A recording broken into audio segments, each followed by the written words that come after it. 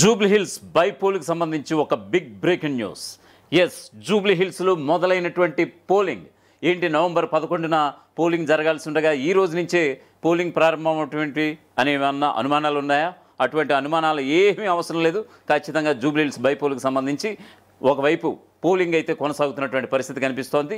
ప్రతి ఇంటింటికి వెళ్ళి ఈ పోలింగ్ ప్రక్రియను అధికారులు క్షుణ్ణంగా ఒక్కొక్కటి చేపడుతున్నటువంటి పరిస్థితి.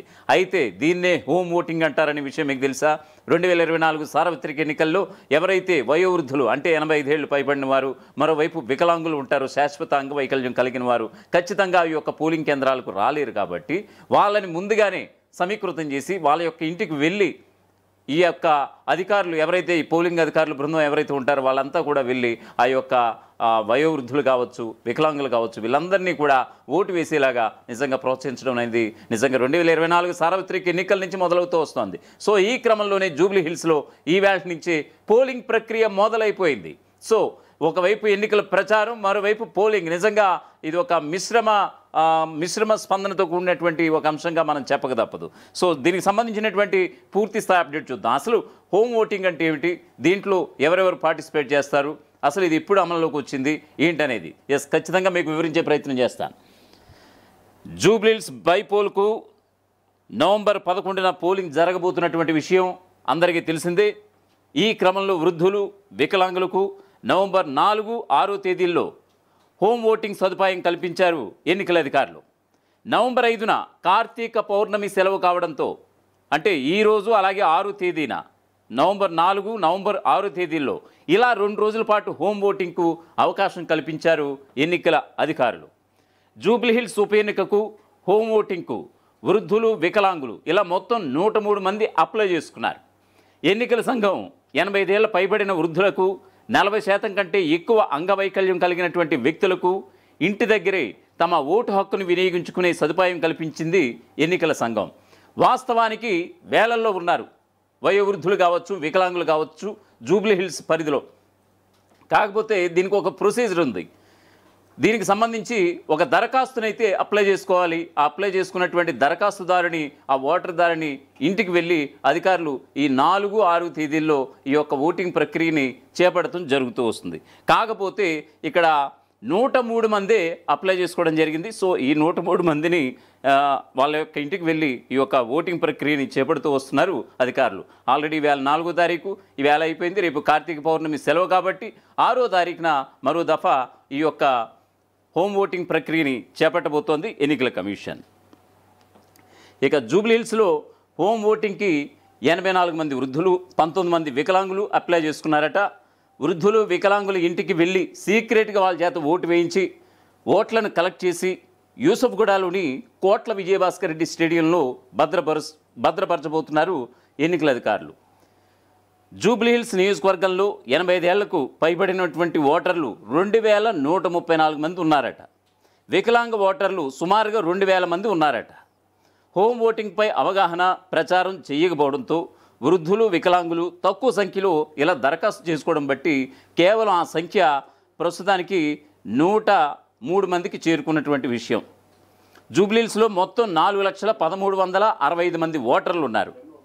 వీరిలో 2,08,561 పురుష ఓటర్లు, 1,92,779 మహిళా ఓటర్లు, 25 మంది ఇతరులు కూడా ఉన్నట్లుగా మొత్తం తెలుస్తోంది. సో మొత్తం ఈ ఓటర్ల సంఖ్య జూబ్లీ హిల్స్లో మొత్తం 4,13,65 మంది ఓటర్లు ఈ యొక్క ఎన్నికల సంఘం గుర్తించింది. సో ఈ క్రమంలో ఇది నవంబర్ 11న పోలింగ్ జరగబోతోంది. సో ఈరోజు జరిగేటువంటి పోలింగ్ని హోమ్ ఓటింగ్ అంటారు. ఇది కూడా పోలింగే కాబట్టి ఈ రోజు నుంచే పోలింగ్ ప్రక్రియ జూబ్లీ హిల్స్లో షురూ అయిపోయిందని చెప్పుకోవచ్చు. ఇక్కడ ప్రధాన పోటీ బీఆర్ఎస్ అభ్యర్థి మాగంటి సునీత, కాంగ్రెస్ అభ్యర్థి నవీన్ యాదవ్, బీజేపీ అభ్యర్థి లంకాల దీపక్ రెడ్డి మధ్య ఉండబోతోంది. సిట్టింగ్ సీటు దక్కించుకోవాలని బీఆర్ఎస్, జూబ్లీ హిల్స్లో గెలవాలని అధికార పార్టీ, సత్తా చాటాలని బీజేపీ ప్రయత్నిస్తున్నాయి. నవంబర్ 11న జూబ్లీ హిల్స్ ఉప ఎన్నికకు పోలింగ్, అలాగే 14న కౌంటింగ్ జరగబోతోంది. అసలు ఓట్ ఫ్రమ్ హోమ్ అనేది మీరు ఇప్పటికే వినే ఉంటారు. గత కర్ణాటక అసెంబ్లీ ఎన్నికల్లో కేంద్ర ఎన్నికల సంఘం దీన్ని ప్రవేశపెట్టింది. దీన్ని హోమ్ ఓటింగ్ అని కూడా పిలుస్తూ వస్తుంటారు. అదే ఇవాళ తెలంగాణలో ప్రారంభమైంది నవంబర్ 4న, అంటే ఇవాళ తెలంగాణలో ఈ నెల 30న అసెంబ్లీ ఎన్నికలు జరగబోతున్నాయి కదా. అందువల్ల ఈవేళ నుంచి హోమ్ ఓటింగ్ ప్రారంభించి నవంబర్ 27 లోపు ముగించాలని ఎన్నికల అధికారులంతా అనుకున్నారు, అందుకే ప్రారంభించారు. హోమ్ ఓటింగ్ అంటే ఏమిటి అనేది ఒకసారి మీకు వివరించే ప్రయత్నం చేస్తాను. ఇంటి నుంచే ఓటు వేయడం, 80 ఏళ్ళు దాటిన వారు, దివ్యాంగులు ఇంటి నుంచే బ్యాలెట్ విధానంలో ఓటు వేయవచ్చు. దివ్యాంగుల్లో 40% వైకల్యం ఉన్నవారు ఈ సదుపాయం పొందవచ్చు. ఈ విధానంలో వేసే ఓటు బ్యాలెట్ బాక్సుల్లో ఉంటుంది. డిసెంబర్ 3న కౌంటింగ్ రోజున, నవంబర్ 14న కౌంటింగ్ రోజున ఈ ఓట్లన్నీ కూడా కౌంట్ చేస్తారు. వారే అర్హులు. ఓట్ ఫ్రమ్ హోమ్ అనేది వెయ్యాలంటే ముందుగా 12D ఫారం అయితే సమర్పించాలి. ఆ ఫారం సమర్పించిన వారు మాత్రమే ఇలా ఓటు వేయడానికి అనుమతి ఉంటుంది. తెలంగాణలో సుమారుగా గత ఎన్నికల్లో చూసుకుంటే కనుక 44,097 మంది ఇందుకోసం అప్లై కూడా చేసుకున్నారు గత సార్వత్రిక ఎన్నికల్లో. వారిలో 28,057 మందికి ఈ అవకాశం కూడా లభించింది. తెలంగాణ అంతటా ఆ రోజే హోమ్ ఓటింగ్ కూడా అమలు చేయడం అనేది మనం చూసాం. ఆ రోజు జిల్లాల వారీగా ఒక్కొక్కసారి చూస్తే కనుక ఒక్కో జిల్లాలో ఒక్కో రోజు దీన్ని ప్రారంభించాలని నిర్ణయించారు. ఆ మేరకు కూడా కసరత్తు కూడా జరిగింది. సో ఇదంతా పక్కన పెడితే అసలు హోమ్ ఓటింగ్ అంటే ఏమిటనేది మరొకసారి వివరించే ప్రయత్నం చేస్తాను.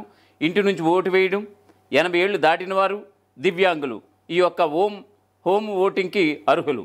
ఇంటి నుంచే బ్యాలెట్ విధానంలో ఓటు వేయవచ్చు. దివ్యాంగుల్లో 40% వైకల్యం ఉన్నవారు ఈ సదుపాయం పొందవచ్చు. ఈ విధానంలో వేసే ఓటు బ్యాలెట్ బాక్సుల్లో ఉంటుంది. నవంబర్ 14న కౌంటింగ్ రోజున ఈ ఓట్లన్నీ లెక్కిస్తారనేది ఎన్నికల అధికారులు చెప్తున్నటువంటి పరిస్థితి.